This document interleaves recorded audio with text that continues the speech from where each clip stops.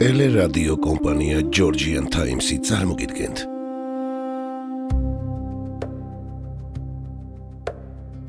საქართველოს ისტორიის გაკვეთილები.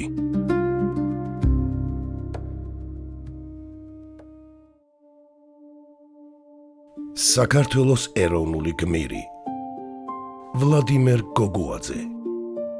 ნაწილი პირველი. გრიგოლ რობაქიძე ვალოდია გოგუაძის შესახებ წერდა. ვალოდია ამოზრდილი იყო ქართული ეპოსითგან. ეს მაგარი, მტკიცე, ურყევი, უდრეკი, უტეხი, უშიშარი, როგორც თავგამოდებული მებრძოლი თავისუფლებისათვის სამშობლოისა. თვითონ ჯავშანი, საარაკო ბელადი შემართებელი ჯავშნოსანისა. არავით არის სიძნელის წინაშე უკან არ დამხევი. ძალაყრით მოშვიდული, ყოველი დაბრკოლების გადამლახავი.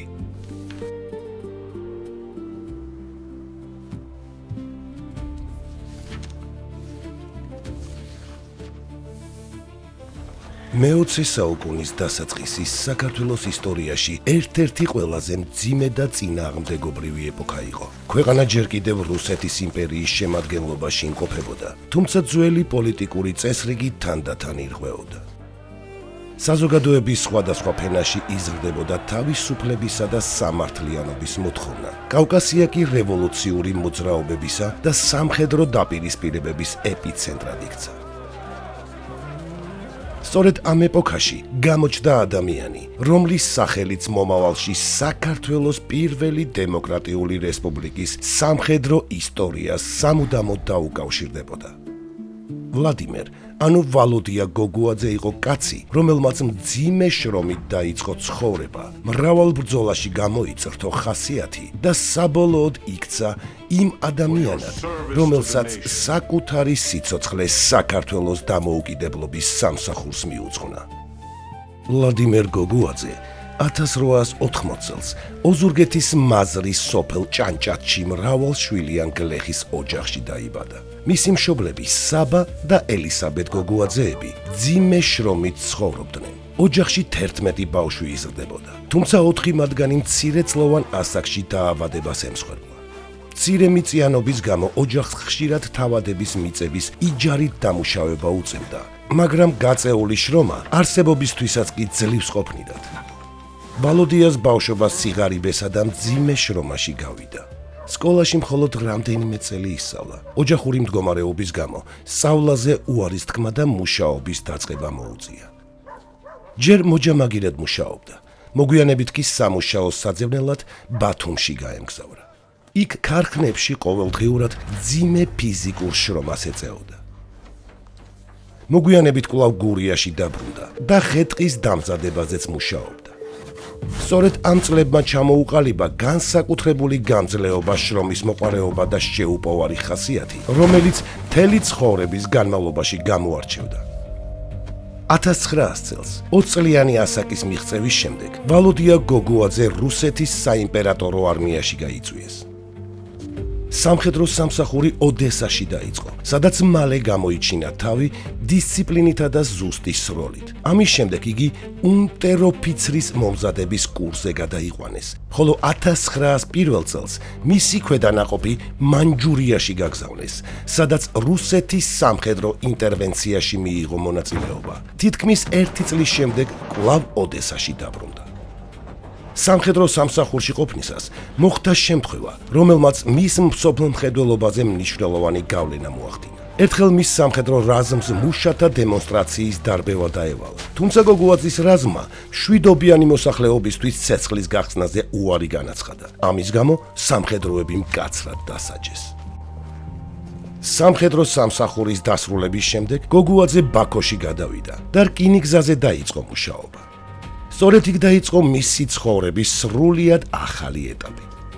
ბაქო კავკასიის ერთ-ერთი ყველაზე დიდი სამრეწველო ცენტრი იყო, სადაც მუშათა მოძრაობა და რევოლუციური იდეები სწრაფად ვრცელდებოდა. ვალოდია ესწრებოდა მუშათა შეკრებებს, კითხულობდა აკრძალულ ლიტერატურას და მალე ბაქოს რკინიგზელთა სოციალ-დემოკრატიულ ორგანიზაციას შეუერთდა. როგორც რკინიგზის თანამშრომელს, მას მნიშვნელოვანი და სახიფათო დავალებები ევალებოდა. არალეგალური ლიტერატურა სწორედ მისი დახმარებით გადაადგილდებოდა ბაქოსა და თბილისს შორის. რევოლუციური მოძრაობის გაძლიერებასთან ერთად პოლიციასა და დემონსტრანტებს შორის შეიარაღებული შეტაკებებიც გახშირდა. გოგუაძე, როგორც გამოცდილი სამხედრო, რკინიგზელ მუშათა სამხედრო რაზმის ხელმძღვანელად აირჩიეს. მოგვიანებით იგი სამხედრო რევოლუციური საბჭოს წევრიც გახდა. ხელმძღვანელობდა იარაღის საიდუმლო საწყობებს, მონაწილეობდა არაერთ შეიარაღებულ ოპერაციაში და არაერთხელ შეეჯახა სამეფო პოლიციას. ამ პერიოდში ბაქოში მას დიდი ვალოდია შეარქვეს. ხელისუფლებამ იგი კანონგარეშედ გამოაცხადა. მის დაჭერასა და მოკლაზე ჯილდოც კი დააწესა.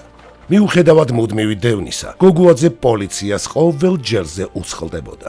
მოგვიანებით საკუთარ მოგონებებში წერდა, რომ ყველაზე სახიფათო დავალებებს ხშირად მარტო ასრულებდა, რადგან ასეთ დროს გადაწყვეტილებას მხოლოდ საკუთარ თავზე იყო მინდობილი. 1908 წლის ბოლოს ჯანმრთელობის მდგომარეობის გაუარესების გამო ბაქოს დატოვება მოუწია. ოპერაციის შემდეგ იგი ჯერ სოხუმში, შემდეგ კი მშობლიურ გურიაში დაბრუნდა.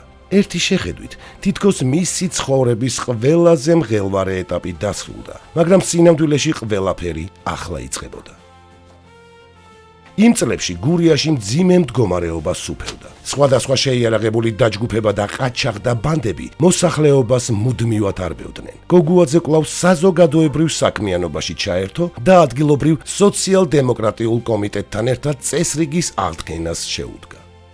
1910 წლის 17 ნოემბერს სოფელ გუთურში მისი ინიციატივით გაიმართა შეკრება, რომელსაც 90-ზე მეტი ფირალი ესწრებოდა. გოგუაძე მათ ყაჩაღობის შეწყვეტისა და მშვიდობიანი ცხოვრებისკენ მოუწოდა. მიუხედავად იმისა, რომ ყველა მის მოწოდებას არ დაემორჩილა, ეს შეხვედრა გურიაში ვითარების შეცვლის ერთ-ერთ მნიშვნელოვან მცდელობად იქცა.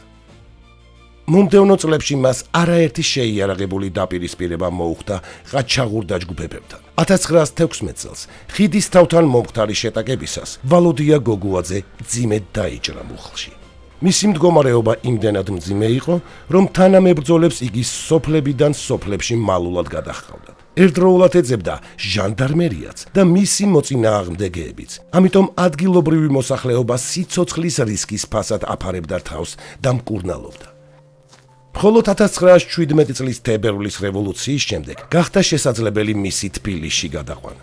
რამდენიმე რთული ოპერაციის შედეგად ექიმებმა ფეხის შენარჩუნება შეძლეს, თუმცა ტრამვის კვალი სიცოცხლის ბოლომდე გაყო. გარკვეული პერიოდის განმავლობაში ყავარჯნებით გადაადგილდებოდა, მაგრამ მძიმე ჭრილობა მისი ბრძოლისთვის მზადყოფნა ვერ შეარღია. 1917 წლის ბოლოს ძველი იმპერია საბოლოოდ იშლებოდა. კავკასიაში ძალაუფლებისთვის ბრძოლა იწყებოდა, ხოლო ქართველები საკუთარი შეიარაღებული ძალების შექმნას ცდილობდნენ. სწორედ ამ დროს ჯერ კიდევ სრულიად მოუშუშებელი ჭრილობით ვალოდია გოგუაძე კიდევ ერთხელ დადგა ისტორიის გზაგასაყარზე. წინელოდა ბრძოლა, რომელიც არა მხოლოდ მის ბედს, არამედ საქართველოს დამოუკიდებლობის მომავალსაც განსაზღვრავდა. პირველი ნაწილის დასასრული. ტელერადიო კომპანია Georgian Times-ი, დოკუმენტური ფილმების სტუდია. გადაცემაზე მუშაობდნენ დამდგმელი რეჟისორი, პროდიუსერი, იდეის ავტორი მალხაზ გულაშვილი, სცენარის ავტორი, მონტაჟის რეჟისორი, ხმის რეჟისორი მირზა ცხოიძე. გახმოვანება ლაშა მურჯიგნელი.